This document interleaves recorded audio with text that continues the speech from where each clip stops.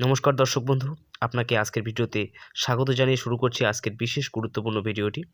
আপনি যদি একজন চাষি হয়ে থাকেন এবং আলু চাষ করেছেন, তাহলে আজকের ভিডিওটি আপনার জন্য বিশেষ গুরুত্বপূর্ণ হতে চলেছে। তাই অবশ্যই ভিডিওটি প্রথম থেকে শেষ অবধি দেখার চেষ্টা করবেন। বর্তমান সময়ে শীতের প্রকোপ অনেকটা বেড়ে গেছে এবং ঠান্ডাও যথেষ্ট পরিমাণে এসে গেছে। তো এরকম পরিস্থিতিতে যে সমস্যাটি দেখা দিতে পারে সেটি হচ্ছে আলুর নাবি ধসা বা পাতা ঝলসা ধসা। এই ধসা রোগের আক্রমণ অলরেডি কিছু কিছু এলাকায় এসে গেছে। আর আপনার এলাকায় যদিও এখনও না এসে থাকে, তাহলে অবশ্যই সতর্ক হয়ে যান, কারণ আর কিছুদিনের মধ্যে আপনার এলাকায় বা আপনার জমিতেও আক্রমণ হতে পারে।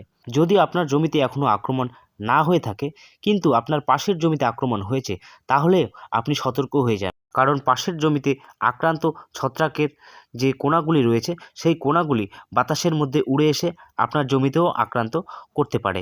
তো অবশ্যই সতর্ক হয়ে যান এবং কোন ছত্রাকনাশক ব্যবহার করলে আপনার জমিতে যাতে আক্রমণ করতে না পারে সেই ব্যবস্থা গ্রহণ করতে পারবেন। আর যাদের জমিতে অলরেডি আক্রমণ করে ফেলেছে তারা কোন ধরনের মেডিসিন ব্যবহার করে সেই গাছগুলোকে আবার সুস্থ সবলভাবে গড়ে তুলতে পারবেন এবং আলুর ভবিষ্যতে একটা ভালো ফলন নিতে পারবেন। তো কৃষক বন্ধু, এই ভিডিওটিতে আলুর নাবি ধসা বা পাতা ঝলসা ধসা কখন আসতে পারে, এই রোগ আসলে পরে রোগের প্রাথমিক লক্ষণগুলো কী কী, এবং ম্যানকোজেব 75% গোত্রের যে কোনো ছত্রাকনাশক আপনি নিয়মিত ব্যবহার করেছেন তারপরেও কেন এই ছত্রাকের আক্রমণ বেড়ে যায় বা কেন আক্রমিত হয়, এবং তার পরবর্তীতে অল্প আক্রমণে কোন ছত্রাকনাশক ব্যবহার করবেন, এবং যাদের জমিতে বেশি আক্রমণ করেছেন সেই জমিতে আপনি কোন মেডিসিন ব্যবহার করে আপনার গাছ 100% ছত্রাকের আক্রমণ থেকে রক্ষা করতে পারবেন। এবং যদি আপনার জমিতে ছত্রাকের আক্রমণ হয়ে গেছে, এই সময় বা এই পরিস্থিতিতে আপনি কোন ভুলগুলো অবশ্যই করবেন না, যে ভুলগুলো করলে আপনার আলুর জমিতে ছত্রাকের আক্রমণ দ্রুত বৃদ্ধি পাবে এবং ভবিষ্যতে ভয়ঙ্কর ক্ষতির মুখে আপনি পড়তে পারেন। তাই অবশ্যই ভিডিওটি দেখতে থাকুন এবং ভিডিওর শেষে আমি পার্সোনালি কিছু তথ্য দেব, যে বিষয়গুলি গুরুত্ব দিয়ে আপনি আপনার জমিতে ছত্রাকের আক্রমণকে আসার আগেই আটকাতে পারবেন। তো এই বিষয়গুলি অবশ্যই জানতে হলে ভিডিওটি প্রথম থেকে শেষ অবধি দেখবেন। এবং আপনি যদি আমার চ্যানেলে প্রথম এসে থাকেন তাহলে ভিডিওটি নিচে লক্ষ্য করতে পারছেন কালো রঙের সাবস্ক্রাইব বটন, সেই বটনে ক্লিক করে দিয়ে চ্যানেলটিকে সাবস্ক্রাইব করে দেন, কারণ এই ধরনের কৃষি বিষয়ক পরিচর্যামূলক ভিডিও সর্বদা আমি আমার চ্যানেলে দিয়ে থাকি আপনাদেরকে সহযোগিতা করার জন্য। আর আপনি যদি সত্যিই একজন চাষি হয়ে থাকেন তাহলে অবশ্যই এই ধরনের ভিডিও দেখার আকাঙ্ক্ষা রাখবেন এবং এই ভিডিওগুলো দেখে আপনার অভিজ্ঞতাকে বাড়িয়ে তোলার চেষ্টা করবেন। কৃষক বন্ধু, প্রথম থেকেই আমরা নিয়মিতভাবে ম্যানকোজেব 75% গোত্রের যে কোনো ছত্রাকনাশক পরিমাণ মতো ব্যবহার করে এসেছি এবং প্রত্যেক চাষি নিয়মিত ব্যবহার করে যাচ্ছি। তারপরেও কিছু কিছু চাষের জমিতে লক্ষ্য করা যায় এই ছত্রাকের আক্রমণ। এই ছত্রাকের আক্রমণ সবসময় হয় না, মূলত যখন আমাদের আবহাওয়ার পরিবর্তন ঘটে, অর্থাৎ রাতের বেলা 10 ডিগ্রি সেলসিয়াস বা তারও নিচে এবং দিনের বেলা 20 ডিগ্রি সেলসিয়াস বা তার নিচে পৌঁছে যায় বাতাসের আর্দ্রতা, ঠিক তখনই আমাদের আলুতে ধসা রোগের বা এই নাবি ধসা বা পাতা ঝলসা ধসার লক্ষণ দেখা দেয়। তো এই ধসা রোগের আক্রমণ যদি আপনার গাছে হয়ে থাকে তাহলে পাতার মধ্যে প্রথমেই এই ধরনের বাদামি কালারের ছোপ ছোপ দাগ লক্ষ্য করতে পারবেন এবং এই দাগগুলো দ্রুত বৃদ্ধি হতেই থাকবে এবং একটা সময়ে সম্পূর্ণ গাছের পাতাকেই নষ্ট করে দিতে পারে। এবং শুধু পাতা নয়, গাছের কাণ্ডর মধ্যেও এই ধসার আক্রমণ হয়ে থাকে। আর এটি অবশ্যই মনে রাখবেন, এই ধসার আক্রমণ দ্রুত বৃদ্ধি পেতেই থাকে। আর এই কারণে আপনার জমিতে যদি প্রথম দিকে 2-1টা গাছের মধ্যে আক্রমণ লক্ষ্য করতে পারেন তাহলে অবশ্যই দ্রুত ছত্রাকনাশক ব্যবহার করার চেষ্টা করবেন, যাতে আর বৃদ্ধি না হয় এই ছত্রাকের আক্রমণ। তো এবার জানা যাক, আপনার জমিতে যদি খুব কম পরিমাণে এই ধরনের ছত্রাকের আক্রমণ লক্ষ্য করতে পারছেন তাহলে আপনি কি মেডিসিন ব্যবহার করবেন এবং দ্রুত এই আক্রমণকে আটকাতে পারবেন। তো এর জন্য আপনাকে অবশ্যই বলবো, আপনাকে কোনো রকম মেডিসিন পরিবর্তন করার প্রয়োজন হবে না প্রথম দিকে। আপনি শুধুমাত্র যে ছত্রাকনাশক প্রথম থেকে ব্যবহার করে আসছেন সেই ছত্রাকনাশকের ডোজ অর্থাৎ পরিমাণটা বাড়িয়ে দেবেন, তাহলেই দেখবেন আপনার জমিতে ছত্রাকের আক্রমণ আর নতুন করে বৃদ্ধি পায়নি, সেখানেই থেমে গেছে। আপনি যদি এর আগে 15 লিটার জলের মধ্যে 50 গ্রাম ব্যবহার করেছেন তাহলে সেটা বৃদ্ধি করে আপনি 60 থেকে 80 গ্রাম পর্যন্ত ব্যবহার করার চেষ্টা করবেন। তাহলেই আপনার আলু গাছের মধ্যে ছত্রাকের আক্রমণ আর বৃদ্ধি পাবে না। এবং আপনাকে শুধুমাত্র আলুর ছত্রাকের আক্রমণ থামাতে ছত্রাকনাশকের পরিমাণ বাড়ালে হবে না, তার সাথে সাথে ছত্রাকনাশক ব্যবহারের যে ডিস্ট্যান্স অর্থাৎ গ্যাপ, সেটি যদি আপনি 7 দিন বা 8 দিন অন্তর করতেন, তাহলে সেটাকে কমিয়ে নিয়ে 5 থেকে 6 দিন অন্তর অন্তর প্রয়োগ করার চেষ্টা করবেন। তাহলেই দেখবেন আপনার আলু গাছের ছত্রাকের আক্রমণ আর বৃদ্ধি পাবে না। এবারে আপনি হয়তো ভাবছেন, আমি তো ঠিক এইভাবেই ব্যবহার করছি, তারপরেও আমার ছত্রাকের আক্রমণ কেন থামছে না? তাহলে আপনাকে জানতে হবে বর্তমানের আবহাওয়া, অর্থাৎ রাতের বেলা যদি 10 ডিগ্রি সেলসিয়াস বা তারও নিচে নেমে আসে এবং দিনের বেলা যদি 20 ডিগ্রি সেলসিয়াস বা তার নিচে বায়ুর আর্দ্রতা থাকে, তাহলে আপনার এই ছত্রাকের আক্রমণ দ্রুত বৃদ্ধি পেতেই থাকবে। কারণ রাতের বেলা 10 ডিগ্রি সেলসিয়াস বা তার নিচে আর্দ্রতা নেমে গেলে রাত্রে দেখবেন প্রচুর পরিমাণে শীত পড়তে থাকে এবং কুয়াশার প্রভাব অনেক বেশি পরিমাণে হয়।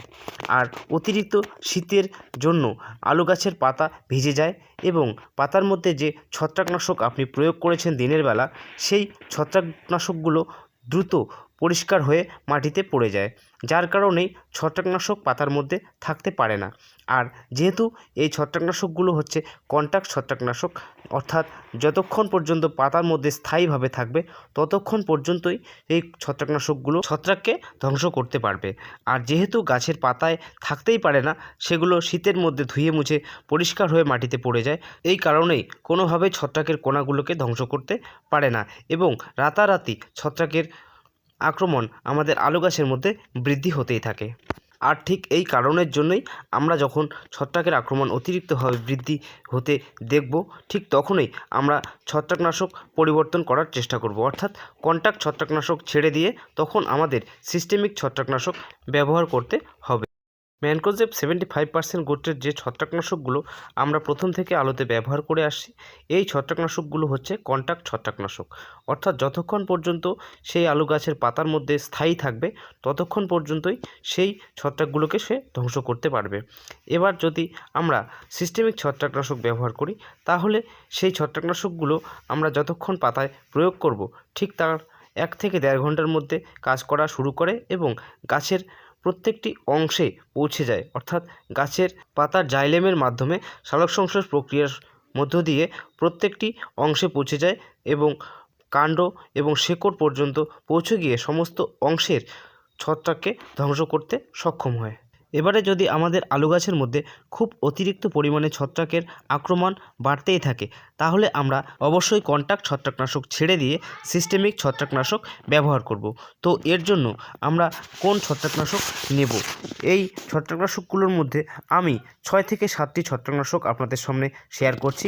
এগুলোর মধ্যে যে কোনো ছত্রাকনাশক আপনারা প্রয়োজন মতো আপনাদের এলাকায় যেটি আপনারা অ্যাভেলেবেল পাবেন সেটি ব্যবহার করতে পারেন। কৃষক বন্ধু, এর জন্য প্রথমেই যে ছত্রাকনাশকটির কথা আমি বলবো সেটা হচ্ছে রেডোমিল গোল্ড। হ্যাঁ বন্ধুরা, সিনজেন্টা কোম্পানির রেডোমিল গোল্ড এটি আপনারা ব্যবহার করতে পারেন।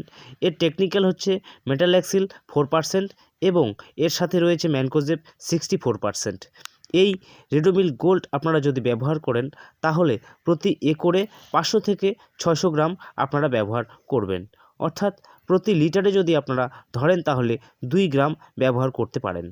এটি সিস্টেমিক প্লাস কন্ট্যাকচুয়াল দুইভাবেই কাজ করে থাকে, অর্থাৎ এর মধ্যে যে টেকনিক্যাল রয়েছে মেটালেক্সেল 4%, এটি সিস্টেমিক ছত্রাকনাশক এবং ম্যানকোজেব 64% রয়েছে, এটি হচ্ছে কন্টাক্ট ছত্রাকনাশক। তাই দুই রকমভাবেই কাজ করার ক্ষমতা রয়েছে। এর পরবর্তীতে যে ছত্রাকনাশকটির কথা আমি বলবো সেটি হচ্ছে কার্জেট। কার্জেট যদি আপনি ব্যবহার করেন, তাও এর মধ্যেও টেকনিক্যাল রয়েছে 8% সাইমোক্সোনাল এবং তার সাথে রয়েছে ম্যানকোজেব 64%। এই একই টেকনিক্যালের আরেকটি প্রোডাক্ট ডুজান, চাইলে আপনি এটিও ব্যবহার করতে পারেন। আর যদি এটিও না পান, তাহলে এর পরবর্তীতে যে ছত্রাকনাশকটির কথা বলবো সেটি হচ্ছে সেকটিন। এর মধ্যে টেকনিক্যাল রয়েছেন 10% ফেনামাইডন প্লাস ম্যানকোজেব 50%। এই তিনটি ছত্রাকনাশক অর্থাৎ কার্জেট, রিডোমিল গোল্ড এবং সেকটিন একই ধরনের ছত্রাকনাশক প্রত্যেকটি সিস্টেমিক প্লাস কন্ট্রাকচুয়াল দুইভাবেই কাজ করে থাকেন।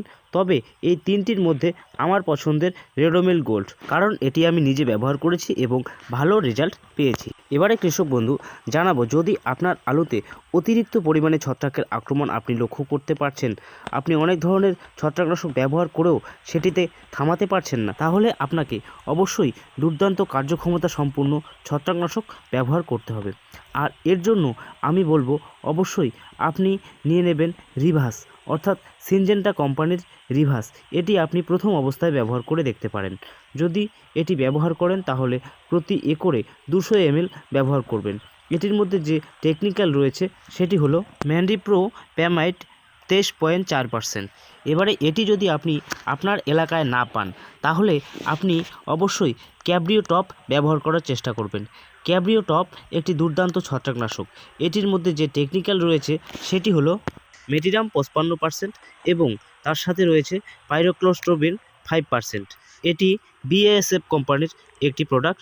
এটি যদি আপনি ব্যবহার করেন তাহলে প্রতি একরে 500 থেকে 600 গ্রাম ব্যবহার করবেন, তাহলে একটা দুর্দান্ত ভালো রেজাল্ট পাবেন। এছাড়াও আপনারা ফলিও গোল্ড ব্যবহার করতে পারেন। ফলিও গোল্ড সিনজেন্টা কোম্পানির একটি প্রোডাক্ট। এটির মধ্যে যে টেকনিক্যাল রয়েছে সেটা হচ্ছে মেটালাক্সিল 3.3% প্লাস ক্লোরোহ্যালোনিল 33.1% SC। এটি আপনারা ব্যবহার করলে 400 থেকে 500 ml প্রতি একরে ব্যবহার করবেন। তো দর্শক বন্ধু, এতক্ষণ পর্যন্ত ভিডিওটিতে থাকার জন্য আপনাকে অসংখ্য ধন্যবাদ। আর এবারে আমি যে প্রোডাক্টটির নাম বলতে চলেছি এটি একটি দুর্দান্ত ছত্রাকনাশক। এটি বিগত দিনে আমি ব্যবহার করে একটা দারুণ রেজাল্ট পেয়েছি, তাই এটি আমার পছন্দের একটি ছত্রাকনাশক। এর সমান টেকনিক্যালের আমি আরও দুটো প্রোডাক্টের নাম আমি আপনাদের সামনে তুলে ধরব। আপনারা যে প্রোডাক্টটি আপনার হাতের কাছে পাবেন অবশ্যই সেটি ব্যবহার করার চেষ্টা করবেন। অতিরিক্ত পরিমাণে ছত্রাকের আক্রমণ হলে এই ছত্রাকনাশকটি বিশেষভাবে কাজ করে থাকে। এটি হচ্ছে অ্যাক্রোব্যাট। হ্যাঁ বন্ধুরা, BASF কোম্পানির অ্যাক্রোব্যাট। এর মধ্যে যে টেকনিক্যাল রয়েছে সেটি হচ্ছে ডাইমোথোমর্ফ 50% WP। এটি যদি আপনি ব্যবহার করেন তাহলে অবশ্যই প্রতি একরে মাত্র 200 গ্রাম ব্যবহার করবেন। এটি সিস্টেমিক একটি ছত্রাকনাশক, যার জন্য এটি সিস্টেমিকভাবে কাজ করে এবং এর সাথে যদি আপনি কন্ট্যাক্ট ছত্রাকনাশক মেশান তাহলে এর কার্যক্ষমতা আরও বৃদ্ধি পায়। অর্থাৎ এর সাথে ম্যানকোজেব 75% গোত্রের যে কোনো ছত্রাকনাশক মিশিয়ে নেবেন প্রতি একরে 500 গ্রাম পরিমাণে। এবার এই অ্যাক্রোব্যাট যদি আপনি না পান তাহলে ঠিক এই একই টেকনিক্যালের আরেকটি প্রোডাক্ট হচ্ছে লিউরিট। এই লিউরিট আপনি ব্যবহার করলেও একই পরিমাণে ব্যবহার করবেন। এটি জিভাগ্রো কোম্পানির একটি প্রোডাক্ট। এছাড়াও যদি এই দুটোর মধ্যে একটাও আপনি না পান তাহলে আপনি ডাইটাফ ব্যবহার করবেন। এটি টাটা রিলিস কোম্পানির একটি প্রোডাক্ট। তবে কৃষক বন্ধু অবশ্যই মনে রাখবেন এই ভিডিওটি কোনো কোম্পানি প্রচার নয়, তাই আপনি আপনার পছন্দ মতো যেটি ব্যবহার করবেন সেটি আপনার ব্যক্তিগত ব্যাপার। আমি শুধুমাত্র আপনাদের বোঝার সুবিধার্থে এই কোম্পানিগুলোর নাম সহ প্রোডাক্টগুলোর নাম তুলে ধরছি। আর কৃষক বন্ধু, এই ছত্রাকনাশকগুলোর সঙ্গে যদি আপনি ভ্যালিডামাইসিন মেশান তাহলে এদের কার্যক্ষমতা আরও বেড়ে যায় এবং ভালো একটা রেজাল্ট পাওয়া যায়। ভ্যালিডামাইসিন যদি প্রতি একরে 250 গ্রাম আপনি ব্যবহার করেন তাহলে আরও দারুণ একটা রেজাল্ট পাবেন। তো কৃষক বন্ধু, এতক্ষণ পর্যন্ত যে মেডিসিনগুলোর কথা আমি আপনাদের সঙ্গে শেয়ার করলাম, আপনারা আপনাদের পছন্দ মতো যেটি পাবেন আপনি ব্যবহার করবেন, কারণ আমি কোনো কোম্পানির প্রচার এই ভিডিওতে করছি না। এবারে কৃষক বন্ধু আপনাদেরকে জানাবো কোন কোন বিষয়গুলি বা কোন কোন ভুলগুলি আপনি এই পরিস্থিতিতে করবেন না। অর্থাৎ আপনার আলুতে যদি ছত্রাকের আক্রমণ হয়ে থাকে তাহলে কোন ভুলগুলি আপনি করলে ভবিষ্যতে আপনার আলুর বড়সড় ক্ষতি আপনি করে দিতে পারেন। তো এই সময় আপনার আলুতে কোনো রকমভাবে ইউরিয়ার প্রয়োগ করা চলবে না, অথবা এই সময় আপনার আলুতে যে কোনো ধরনের ভিটামিন, যেমন ধরুন পিজিআর বা পিজিপি, কোনো রকম মাইক্রোনিউট্রিয়েন্ট ব্যবহার করা চলবে না। তার সাথে সাথে অবশ্যই কোনো রকম এনপিকেও ব্যবহার করবেন না, কারণ এই সময় কোনো রকমভাবে গাছের গ্রোথ বা গাছের চেহারা ভাসানোর জন্য কোনো রকম সার ব্যবহার করলে অবশ্যই ছত্রাকের আক্রমণ দ্রুত বৃদ্ধি পাবে। আর দ্বিতীয়ত, এই রকম পরিস্থিতিতে আপনার আলু গাছের যদি প্রচুর পরিমাণে ছত্রাকের আক্রমণ থাকে তাহলে কোনোভাবেই আপনি সেই আলু জমিতে জলসেচ দেবেন না। এই ভুলগুলো আপনাকে অবশ্যই করা চলবে না।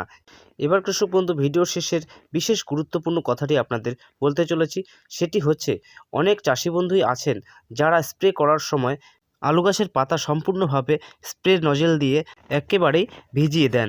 আপনি কিন্তু এই ধরনের স্প্রে করবেন না, কারণ এই রকমভাবে আলু গাছের পাতা ভিজিয়ে দিলে আপনার কার্যক্ষমতাও হবে না, ছত্রাকের আক্রমণকেও আপনি থামাতে পারবেন না, এবং আপনি যে দামি মেডিসিনটি কিনেছেন সেটিও আপনার জলের সঙ্গে মাটিতে চলে যাবে, কোনো রকম কাজ করতে পারবে না।